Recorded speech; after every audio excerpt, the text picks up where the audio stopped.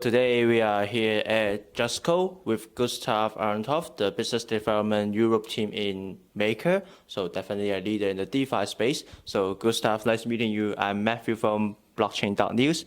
So to start off, let's see about look at the DeFi dominance in the blockchain space, in the DeFi space. So according to DeFi Pulse, in terms of the amount of Ethereum or USD locked in value, so Maker always recently dominate with over 50%. So in your opinion, how do you view this kind of dominance, and do you think the dominance can continue in 2020? So I think it really depends on what you look at as the dominating factor, right? I mean, so far it's really been, the amount of crypto assets locked into DeFi. And I guess that one of the reasons for Maker being number one there was that we're one of the first projects where you could actually, lock up Ethereum and then, print DAI against it. So for us, actually, the dominance used to be much higher. It used to be around 75 to 80%. But fortunately, actually, some of these new players came along, like Compound, which has definitely, shown a very, very strong performance in the last 12 months. And also some of the other, a little bit different protocols like Uniswap, for example. But the thing that really is incredible about these protocols is that, they take DAI and they actually have one of their primary use cases in their systems, in the protocols, is using DAI. So even though we lost some market cap, actually, a lot of that market cap went into protocols that also utilized DAI in a very efficient way. And that actually opened up for some pretty strong arbitrage opportunities, and this in the end benefits the end consumer, right? So as long as all the protocols continue to be so interoperable and continues to leverage each other's technology to create awesome products and services for the end user, I don't really think there's too much about being concerned about losing dominance, because in the end it will still be DAI that will be used as a stable value and so on in these systems. We will also see a pretty big shift into what Maker currently is collateralized with, which is Ethereum, where when we launch multi-collateral DAI next week, we will have access to infinite more capital compared to before, right? So if you look at it from just a crypto perspective, we might continue to, be shoulder to shoulder against these other very competitive and good products. But if you look on the outside, then I believe we will be one of the first projects to bring legacy world collateral into the smart contract based systems. That sounds great. So talking about use cases and partnerships, we know that Maker has recently partnered with Paperchain. So what's the role of Maker and Paperchain in facilitating the advance of the Spotify revenue? Yeah, so Paperchain, what they basically do is that they have created an extremely efficient data analytics tool, which leverage a lot of the data you can publicly view on platforms such as Spotify. And then the problem that they're solving is that currently the artists on Spotify, they have to wait a long time until they actually receive their royalties before they receive the payment from Spotify, right? So they've created an extremely efficient data analytics tool to basically predict this down to 1% difference. But this is, a pretty, what can you say, alternative asset, right? This is an asset that, traditional institutions is not used to serving. However, it's an asset that's actually relatively easy to price. So we're working with TinLake on that one, which is an open source framework from Centrifuge, where you basically can take these NFTs, these individual royalties, like prediction of royalties, and then you can actually create a standardized version of the collateral, which we then aim to use in multi-collateral DAI. So that basically means that you as a Spotify artist, you can predict your future income. You can use and leverage the blockchain and the MakerDAO protocol to actually gain an advance on the royalties that you will be getting. So this is a way of bringing liquidity to artists, basically. Okay, so apart from artists, in terms of DAO community, we know that MakerDAO has been very popular among the community. So, to see what's so special about the governance model of MakerDAO to make it so popular among the community? So, I think we have one of the only projects that has verifiable revenue directly on the blockchain in form of the fees that's coming in through our system. So therefore, it's a system that is a little bit easier for people to comprehend where the money is actually coming from and how much is coming in at all times. And this is something that is completely transparent. If you want to check it out, you can go to the website called makerburn.com, for example, which in real time shows everything going through the system. So I think when you have something like that, and then you have a governance model, which we have been live with since 2017, where we actually have been able to execute on-chain transactions since then. I think that's some of the things that bridges together the fact that this is something that actually have been working quite well so far. In the future, the governance is going to be a little bit more tricky. Because there will be a lot more different kinds of decisions in the governance structure. But this is something which you can say started out in many ways as an experiment with governance, right? And now through like a proven track record, it actually showed that this is something that actually works, right? So I believe that there's like a lot of different factors, but we have been very strong within the Ethereum community, and I think we are one of the first strong use cases that have managed to manifest itself a little bit, and that in general just creates a sphere where people want to participate. And additionally, also believe that because we have been open about dealing with some of the scalability issues that we have been criticized for from some people, which is that we have only used crypto collateral. With that being addressed, I also believe that we are one of the projects with truly the biggest growth potential, and we actually a project that really can go out and change the lives of everyday people, right, at scale. So I think people want to join that movement and be part of that like future prospect, I guess. And at the same time, a lot of people really like toying around with macroeconomics and so on. So this is really something that people really into economy they really enjoy as well. So we have some strong followers both from central banks and the high academic community and so on, which is really looking at this with like a very, very big interest. So I think there's like a lot of different elements that combined makes Maker like a pretty interesting and quite outstanding project. Okay, so apart from Maker, among all these decentralized lending protocols, like in your opinion, how does this protocol can satisfy like global regulation? Yeah, so I mean, kind of like the approach that we have seen now taken from like a lot of projects is that it's actually pretty difficult to put the projects into specific local jurisdictions and their regulatory frameworks.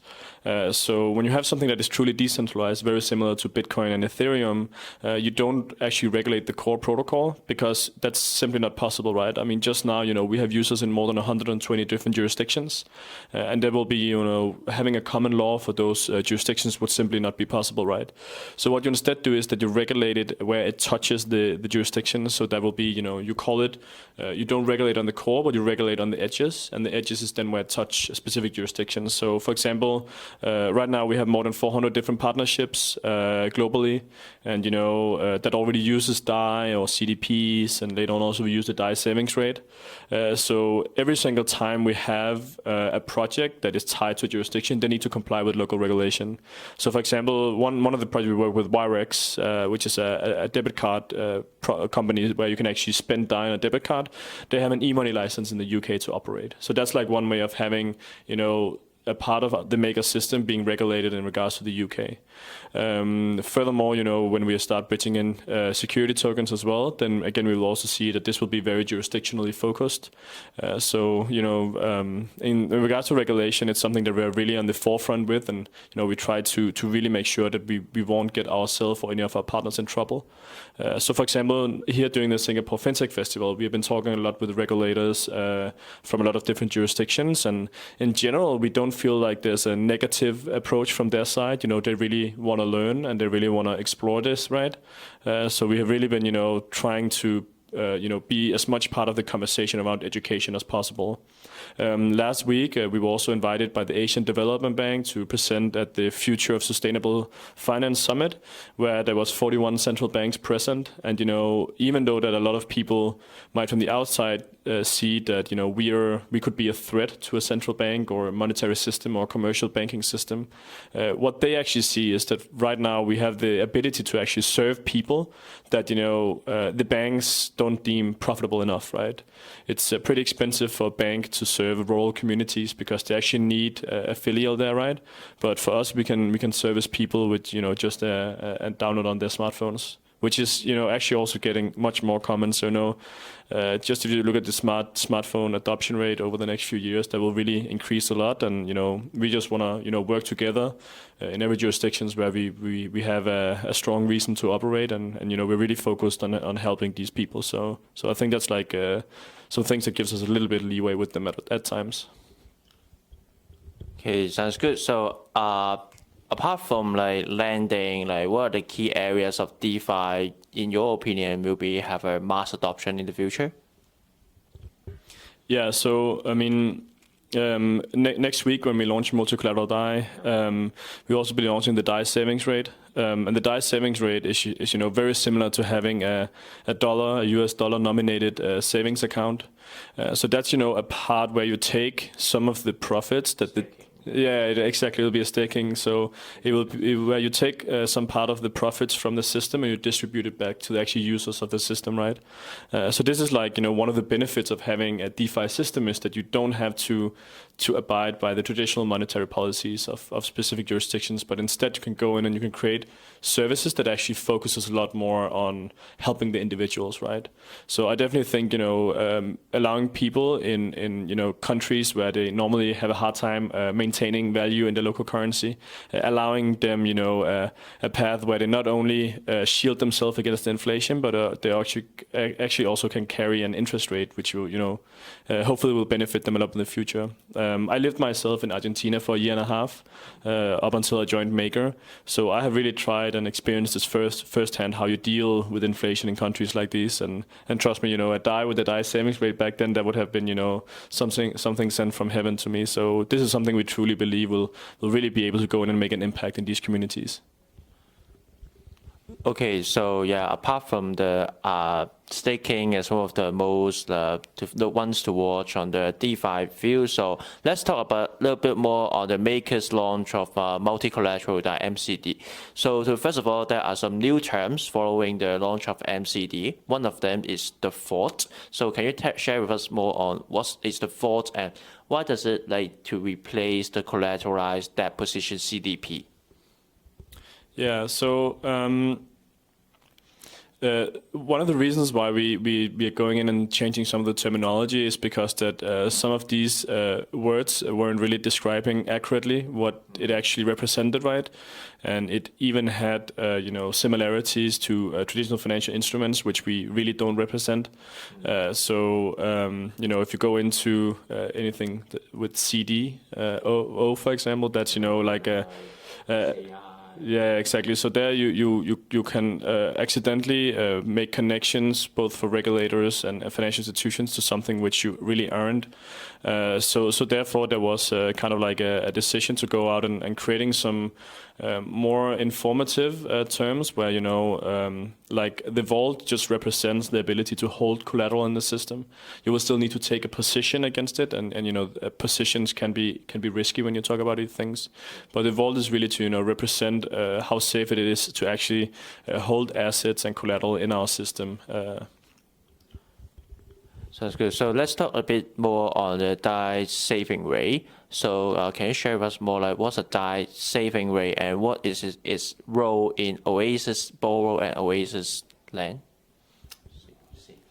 Yeah, so traditionally, we haven't had a lot of products we built ourselves, but we always want to have, like a minimum access to the system through a portal that comes from us. So previously we had Oasis DEX, which was just a decentralized exchange.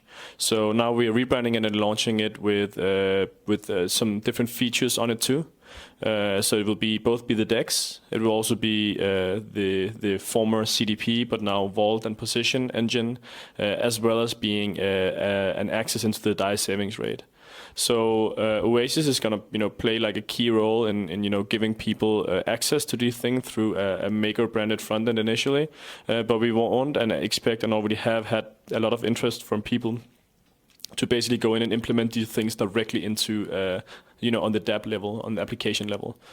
So the Dai Savings Rate in that sense will just be the access to a part of the profits in the system, and thereby hopefully we can incentivize demand a lot with it, because that's really something that we have learned so far, and that is the Maker system is only as strong as the demand for Dai there is.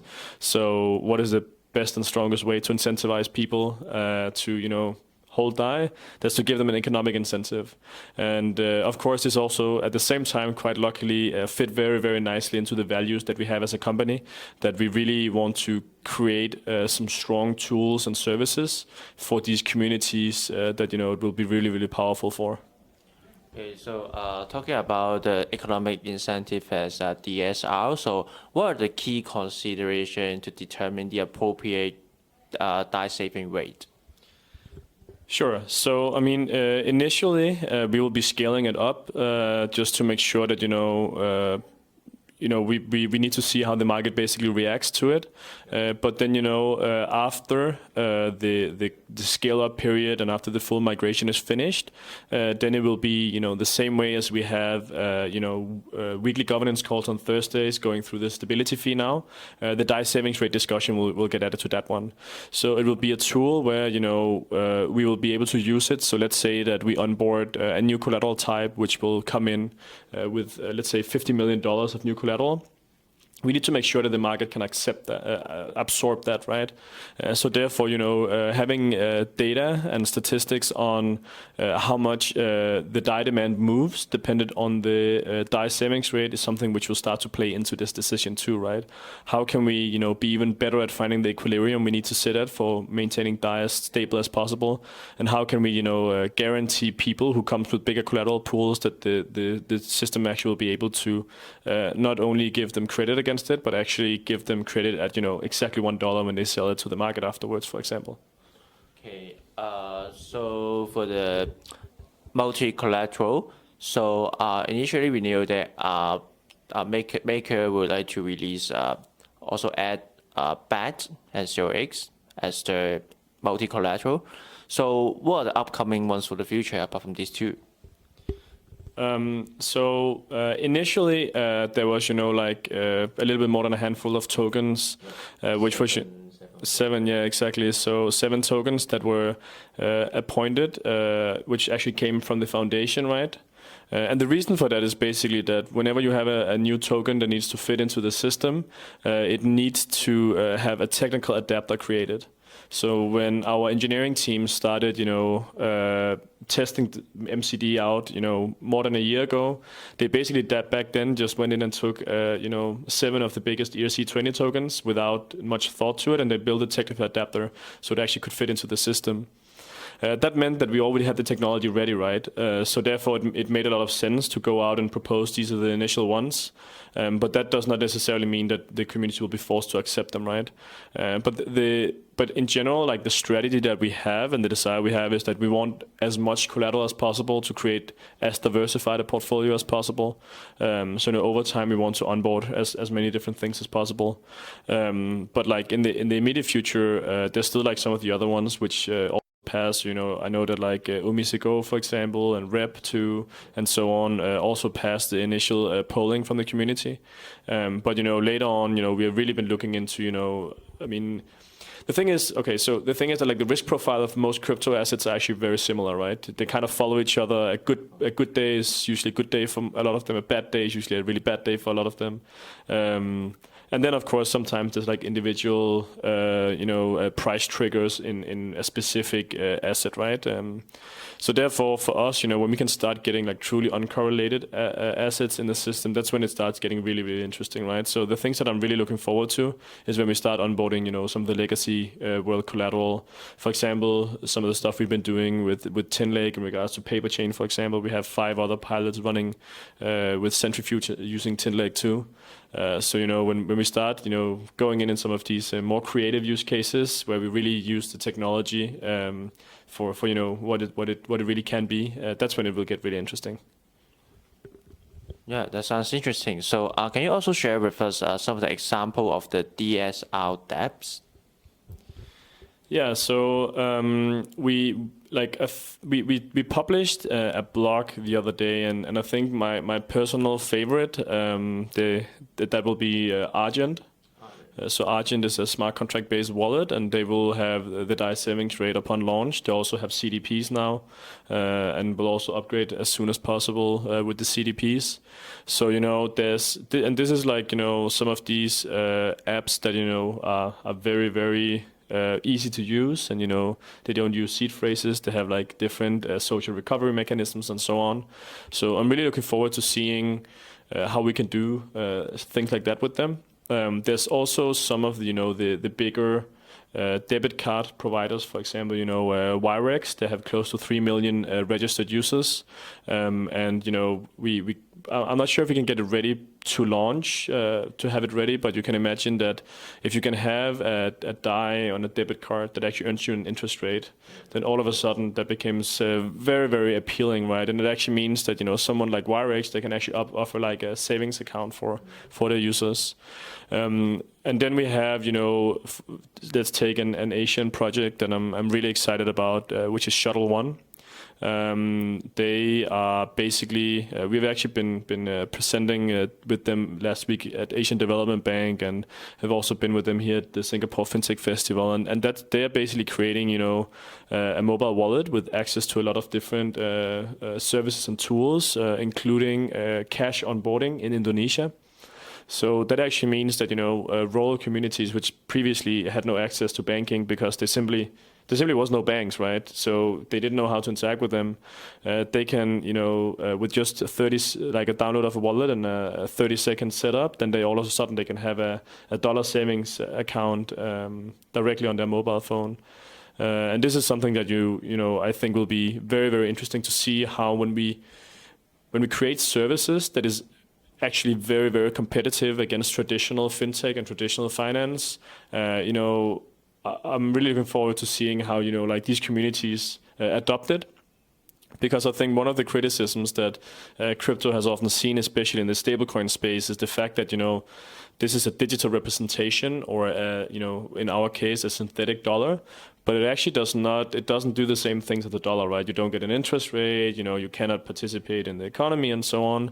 But when we start creating services and products, which is actually very competitive against the traditional ones and actually beat them on efficiency, price, and interest rates, then all of a sudden it's not just a crypto product anymore. It's actually something which is stronger, right?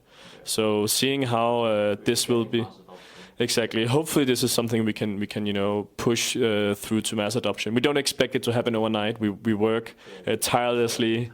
Yeah, we work tirelessly on this, and we think it's an extremely fun and exciting challenge. So this is really where we're very, very excited about these things. So this is some of the stuff that I'm personally really excited about, and some of the features coming out.